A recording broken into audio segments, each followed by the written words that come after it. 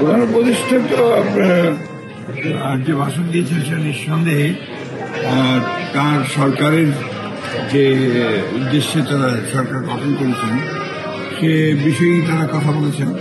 দ্বিতীয়ত হচ্ছে যে উনি এমন এক সময়ে ওনাদের সরকার আপনার দায়িত্ব নিয়েছে যখন দেশে একটা গণ-অভ্যুত্থানের পরে একটা শূন্যতার মধ্যে আমরা রাজনৈতিক দলগুলো এবং ছাত্ররা মিলেই কিন্তু তাদেরকে সে দায়িত্বটা আমরা দিয়েছিলাম এবং এই এক বছরের মধ্যে চেষ্টা করেছেন যে একটা ভয়াবহ অবস্থায় অর্থনীতি ছিল, রাজনীতি ছিল, যে শূন্যতা সৃষ্টি হয়েছিল, সংকট তৈরি হয়েছিল, সেখান থেকে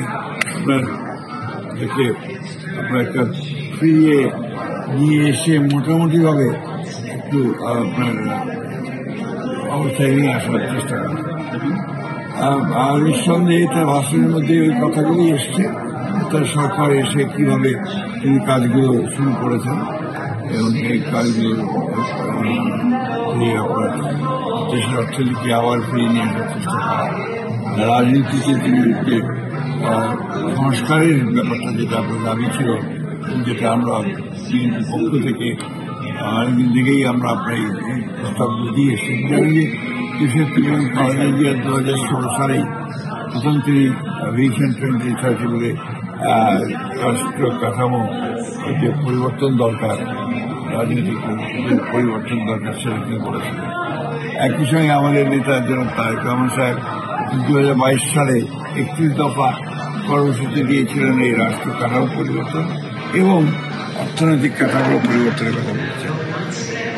এগুলো আপনার আমরা উপলব্ধি করছিলাম যে আওয়ামী লীগ যে অবস্থায় দেশকে নিয়ে গিয়েছিল সেই অবস্থায় একটা মৌলিক পরিবর্তন ছাড়া, একদিকে আপনার রাষ্ট্রের কাঠামোর পরিবর্তন, অন্যদিকে অর্থনৈতিক পরিবর্তন ছাড়া এই রাষ্ট্রকে আবার টেনে তোলার ডিফিকাল্ট হবে।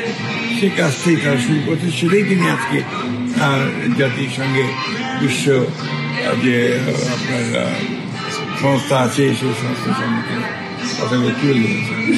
সেদিক থেকে আমরা অত্যন্ত খুশি। এই জন্যে ফর দ্য ফার্স্ট টাইম তিনি বিরোধী রাজনৈতিক দলগুলোকে সরকারের কাজের সঙ্গে সম্পৃক্ত করে তিনি জাতিসংঘে নিয়ে এসেছিলেন এবং সেখানে তার যে মূল উদ্দেশ্যটা ছিল যে ইউনিটি অফ দ্য নেশন, জাতির যে ঐক্য, এই ঐক্যটাকে প্রকাশ করা, যেটাকে মনে করি ইউনিক আপনার একটা এফোর্ট এবং বাংলাদেশের প্রেক্ষিতে এটা খুবই প্রয়োজন, সেটা তিনি উদ্যোগ নিয়েছেন এবং আমরা সেই জন্যই তাকে সর্বাত্মক সহযোগিতা করেছি। আমাদের নেতা তারেক রহমান সাহেব সেই জন্যই এটাকে সমর্থন করেছে।